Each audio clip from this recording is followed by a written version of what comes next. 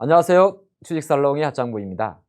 24년도에 증시에서 가장 많이 나오는 단어 중에 하나가 금리 인하라는 단어이고, 또 하나 이제 투자 전략 관점에서 만약에 금리를 인하했을 경우에 어떤 섹터나 어떤 기업들이 주목을 받을지가 큰 화두가 됩니다. 오늘 주식살롱에서는 그 이야기들을 하나 구체적으로 풀어보도록 하겠습니다. 보통 이제 주식을 할 때는 경제의 메커니즘을 조금 이해할 필요가 있는데, 제가 좀 준비한 자료를 먼저 한번 보도록 하겠습니다. 이게 어떤 예가 될지 모르겠지만은 한 가지 예를 하나 들어볼게요. 삼성전자가 있습니다. 많은 투자분들이 8만전자, 9만전자 이야기를 합니다. 근데 한 가지 우리가 놓치고 있는 걸 말씀드리죠. 2007년도에 우리나라 증시는 500포인트에서 무려 2000포인트까지 3년간의 최대 rally를 보였습니다. 그때 삼성전자는 시가총액 기준으로 놓고 보면 대략 70조, 80조 정도였습니다.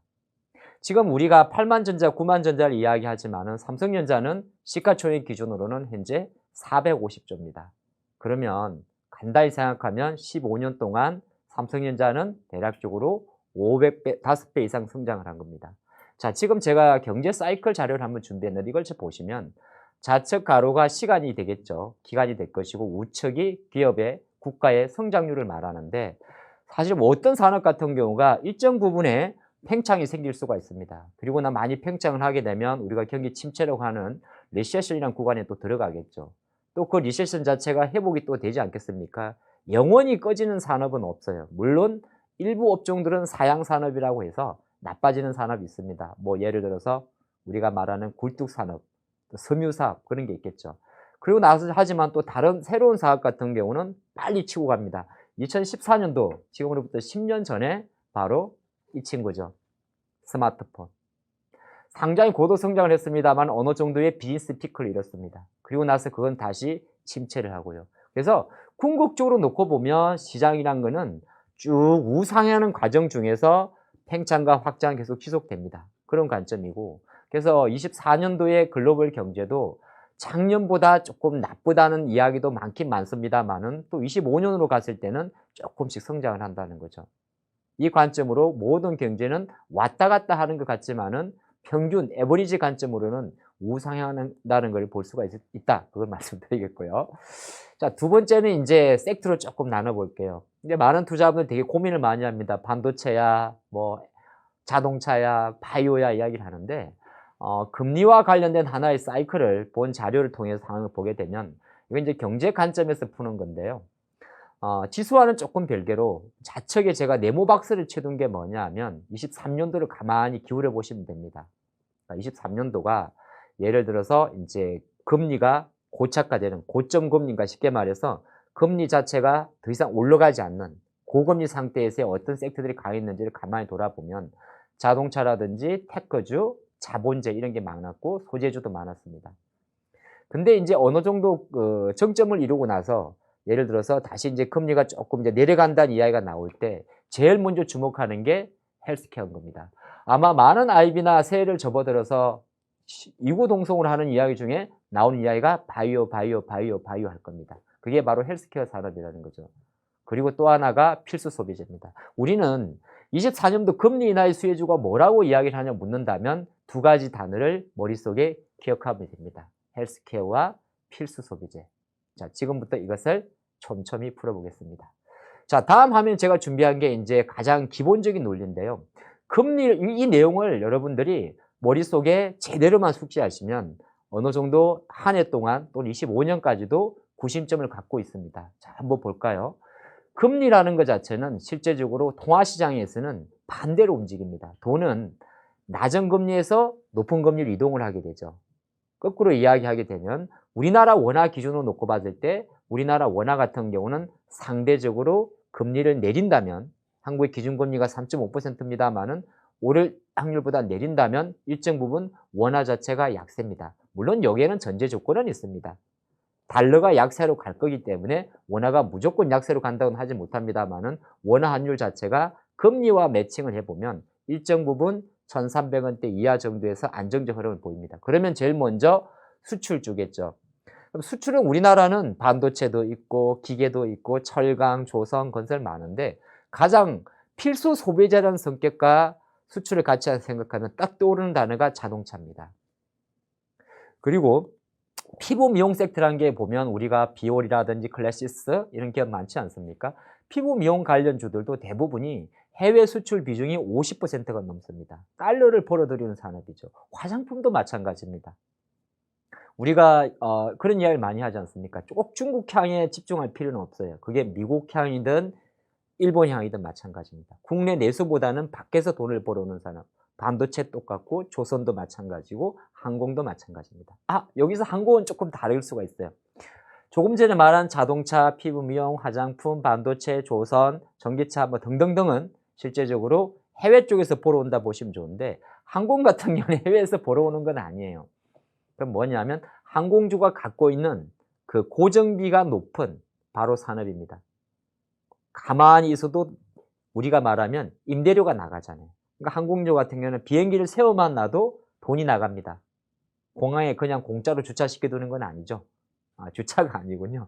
비행기가 경납고에 들어가 있는 것 자체도 비용입니다. 비행기를 띄우기 위해서 미국의 보잉이나 프랑스 에어버스로부터 비행기를 렌탈하는 것, 리스라는 표현을 쓰죠. 이것도 비용입니다. 그럼 이자 비용이 감소되겠죠.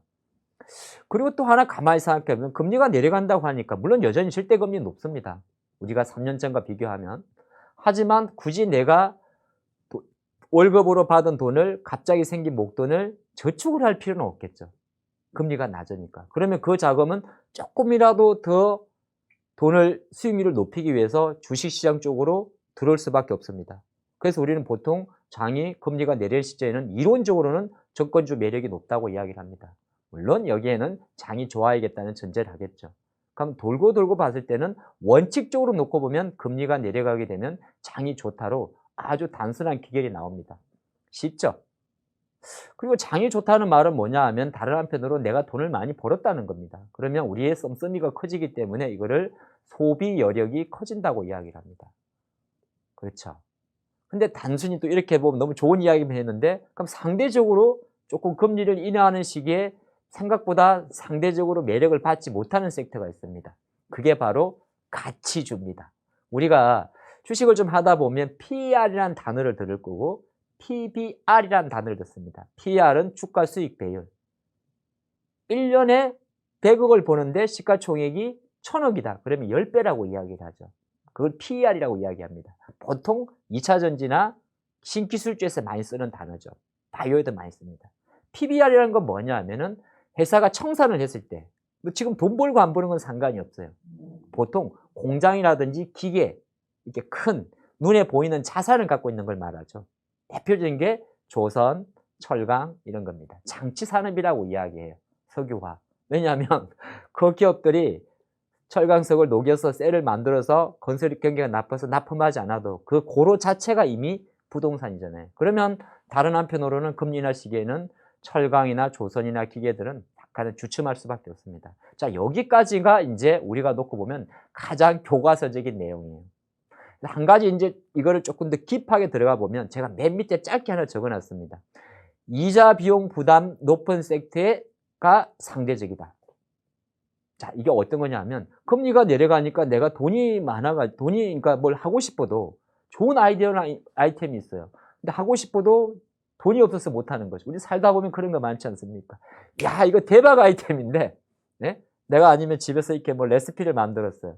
기가 막힌 음식을 뽑아냈는데, 누가 조금 자금 지원만 해주면 내가 프랜차이즈 사업으로 대박이 날 것 같은 거예요. 근데 돈이 없어.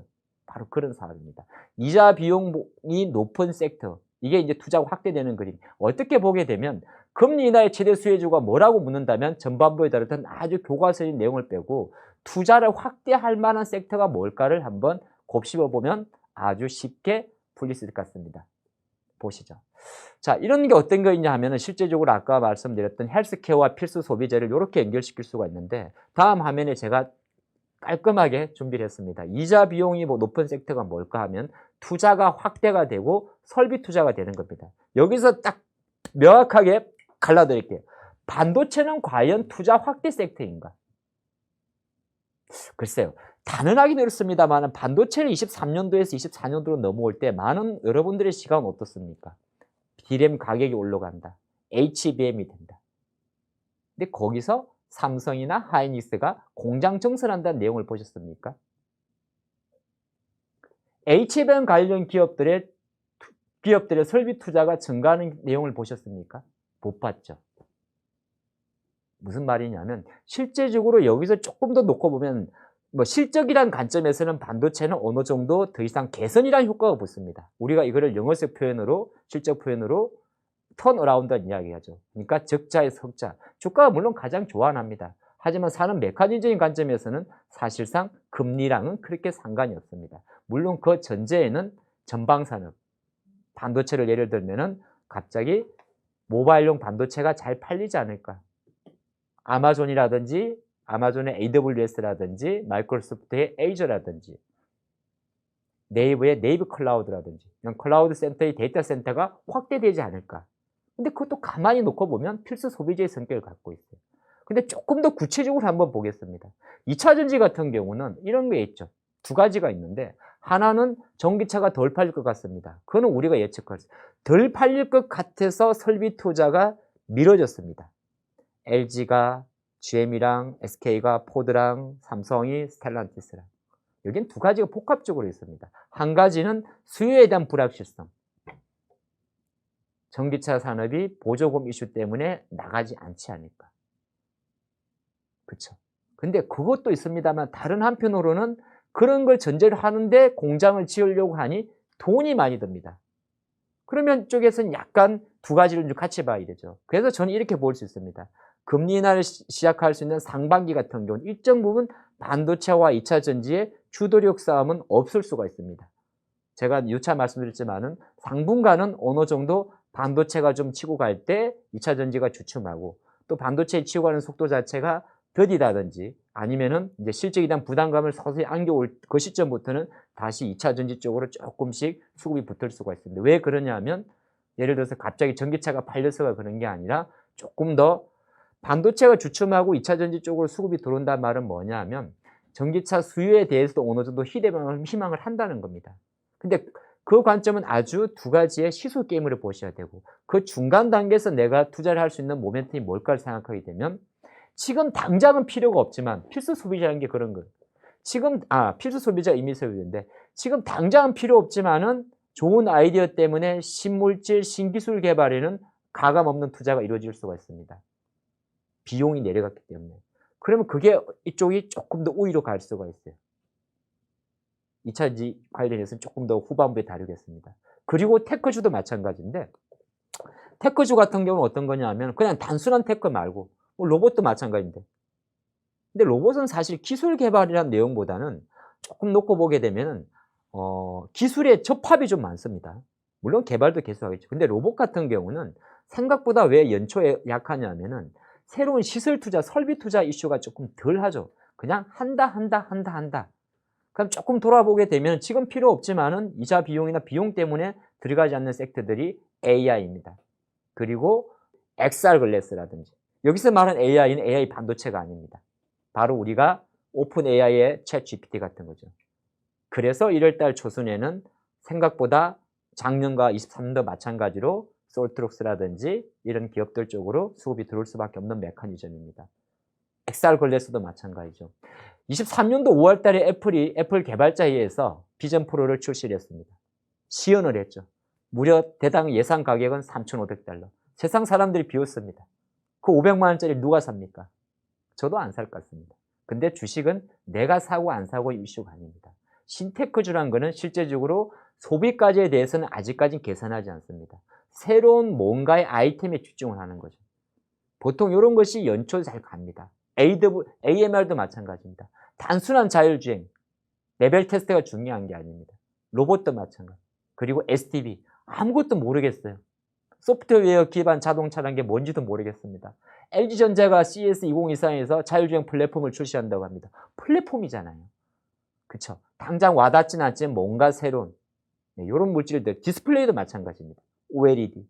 자, 이런 관련주들이 대부분의 금리 인상, 반도체나 2차 전지 쪽에서 어느 정도 완벽하게 구심점을 잡기 전까지 사각지대에서 들어올 수 있는 섹터입니다. 자, 그러면 구체적으로 지금부터 하나씩 보도록 하죠. 2차 전지에서 그러면 실물질은 뭐냐 하면 양극재, 음극재, 분리막, 전해질이 있을 겁니다. 그 중에서 지금 당장은 필요 없지만은 앞으로 자금을 투자해서 뽑아낼 수 있는 거. 전고체 배터리겠죠. 물론 전 세계 전고체 배터리 특허 1위는 일본의 토요타입니다. 하지만 삼성이든 LG든 SK든 폭스바겐 전부 다 아직까지 와닿진 않겠지만은 내가 이 부분에 대한 연구와 집중, 투자는 계속 하겠다는 겁니다. 이런 관련주들이 어느 정도 본질적인 2차전지 소재 종목들의 상승세가 오기 전까지 중간중간에 일시적으로 시장의 사랑을 받게 됩니다. 실리콘 음극재도 마찬가지입니다. 포스코 퓨처엠이 말이죠. 국내 유일의 포스코 양극재와 음극재를 만듭니다만은 결정적으로는 음극재 시장 자체도 향후에는 흑연 음극재에서 실리콘 음극재로 갈 수밖에 없습니다. 그거는 테슬라도 이야기했던 부분이죠. 그럼 시장에 나와 있는 포스코 퓨처엠, 대주전자재료, 또 기타 등등 실리콘 음극재를 준비하고 연구하는 기업들, 기타 나머지도 마찬가지입니다. 소재, CNT 도전재, 그런 기업들이 오히려 약간은 주목을 받을 수가 있습니다. 같은 섹터를 보면 말이죠. 비전 프로 이야기 조금 더 보태서 해볼까요? 우리는 그런 게 있어요. 왜 애플은 굳이 23년도만 하더라도 짐 쿡이 이렇게, 물론 이 이미지는 완벽한 현재 우리가 출시한 이미지는 아니에요. 렌더링 이미지입니다. 팀 쿡이 말이죠. 이렇게 보게 되면 안경을 쓰고 있습니다. 왜 이렇게 불편한 걸 쓰고 있을까 하지만은 이게 24년도 1월 달에 조기 출시한다는 이야기를 한다는 것은 어느 정도 약간의 상징적 의미가 있습니다. 신테크주는 상징이 중요한 거예요. 제가 지금 옆에 들고 있는 이 폴더블 폰도 폴더블이 1이 나왔을 때 관련주가 가장 많이 올랐습니다. 그리고 실제적으로 한 번 더 2보다는 3, 4로 다는 그 단계에서 그때부터 삼성은 1000만 대를 팔게 됩니다. 비전 프로도 마찬가지입니다. 아직까지는 일본의 소니가 가장 많이 들어가겠죠. 한국 업체들이 사실 비전 프로 관련해서 실질적인 수혜를 먹을 기업들은 생각보다 많이는 없습니다. 하지만 시장이 움직이는 작은 종목을 빼고 말이죠. 그러면 한국에 실제적으로 소니의 디스플레이가 많이 들어가고 소니의 이미지 센서가 많이 들어간다면 들어가서 우리 한국에서 수혜주가 없는 것 같지만 한국에 하드웨어가 없다면 신테크주 관점에서 한국의 소프트웨어가 움직일 수가 있는 겁니다. 비전 프로에 들어가는 XR 글래스에 들어가는 메타버스에 들어가는 컨텐츠도 말이죠. 지금 제가 드리는 이 오늘 살롱에서 이야기 드린 종목들을 여러분이 한번 곱씹어 보시면서 종목과 연결시켜 보면 거의 다 1월 달에 올라가고 있을 겁니다. 다른 이야기 조금 더 보태볼까요? 생성형 AI. 많은 투자자분들이 이렇게 이야기합니다. 야, 1월 27일 날 삼성이 전 세계 최초 아닙니다. 이미 구글의 픽셀 다 전부 다 어느 정도의 스마트폰에 AI 기능을 접목을 시키고 있습니다. 근데 여기서 우리가 간과하지 말아야 될 거는 항상 연초기 때문에 우리가 그런 이야기 해줘. 야, 오픈 AI가 말이야. 23년도에 챗 GPT를 말하는 거야. 챗 GPT를 개발한 미국의 오픈 AI사가 말이야. 23년도에 매출 자체가 조 단위가 넘었고 50배가 지상 증가를 했대. 근데 순이익은 적자라 그래. 그러다 보니까 이건 실적이 안 나오는 기업이야. 나올 수가 없죠. 지금 당장. 아니, 왜냐면 하나의 서비스적인 개념이에요. 하지만 오픈AI의 GPT-3라든지 메타의 라마, 구글의 제미나이 공개됐다는 것은 시간을 갖고 수익성 모델로 가져간다는 거고 마이크로소프트라든지 구글 같은 경우는 실제적으로 이런 LLM이라고 이야기하는 라지 랭귀지 모델을 실제적으로 생성 AI를 접목을 시켜서 비즈니스 모델을 만들어 간다는 겁니다. 코파일럿이 대표적인 거죠. 그런 관점에서 놓고 보게 되면은 오히려 이런 관련 기업들이 금리 인하의 내용도 있겠습니다만 대부분 본격적인 금리 인하하기 전에 신테크주 관점에서 시장에 단기적인 약간 추세라고는 하기 그렇습니다만은 트레이딩 관점에서 자금을 끌어들일 수가 있는 거죠. 이 트렌드는 돈이 많이 드는 사업입니다. 당장 와닿지는 않고요. 하지만 장기적으로 글로벌 테크 기업들이 투자할 수 있는 기업이라는 거죠. 스마트폰도 한번 보도록 할까요? 스마트폰 같은 경우는 사실 전체적인 흐름 자체는 계속 내려가고 있습니다. 2016년도에 보게 되면 레노바 나왔죠. 다 차치하고 앞으로 계속 올라가게 되면 스마트폰 기술 같은 경우는 계속적으로 카메라 기능의 성능을 강화하게 됩니다. 왜 카메라 기능을 성능을 강화할까요? 이제는 우리 눈에는 사람은 눈으로 확인할 수 있는 가시글이라든지 이미지에 대해서는 익숙해져 있습니다. LCD를 찍든 LED를 찍든 일반 투자가분들은 우리 같은 일반인들은 알 수는 없어요. 하지만 새로운 예를 들어서 XR 글래스를 구현한다든지 MR 글래스를 구현한다. 그러니까 할 때는 카메라의 성능이 좋아질 수밖에 없고 좋아지면 좋아질수록 반도체에서 말하는 단청, 디램에서 복층, 낸드로 넘어가는 것처럼 카메라 같은 경우도 2D에서 3D, 3D에서 4D로 넘어갑니다. 입체감을 높이는 거죠. 그 입체감을 높인다는 건 단순하게 시각적인 선명도를 말하는 게 아니라 완성도와 거리를 말하는 거죠. 우리가 저 멀리 달을 바라보면서 정말 토끼가 볼 수 있는 것처럼 말이죠. 그런 관점에서 놓고 봤을 때도 하나의 카메라는 결정적으로 자동차와도 연결될 수가 있습니다. 그러면 우리가 카메라줄을 보는 관점에서는 모든 메커니즘을 봤을 때는 3D 센싱 카메라라는 이런 쪽으로 포커스를 맞춰가는 거죠. 자, 오늘 처음 한 긴 시간 동안 주식살롱에서 한번 이야기한 부분은 뭐냐면 다시 원점으로 좀 돌아가서 금리 인하 수혜주가 뭐냐고 묻는다면 대표적으로 필수 소비재의 성격이 있는 것이고 또 하나가 이자 비용 부담 때문에 조금 주춤했던 신테크주의 자금 지원이 들어갈 수 있는 당장 지금 실적은 나오지 않아도 상관없지만은 어느 정도 기술적으로 투자를 하는데 거리낌이 없는 그런 섹터가 되는 거고요. 자동차와 반도체와 2차 전지의 관점에서는 어느 정도 소비 여력이라는 거의 시간적인 여유가 필요하기 때문에 지금 당장의 흐름보다는 미국이 금리를 인하하는 속도, 미국이나 한국의 경기가 완충으로 연착륙하는 속도, 거기에 대한 시간의 투자를 좀 같이 하시면 좋을 것 같습니다. 오늘은 여기까지 하죠. 24년도 첫 주식살롱 영상 올 한 해도 여러분들의 계좌에 양복만 가득하기를 기원합니다. 다음 시간에 뵙겠습니다.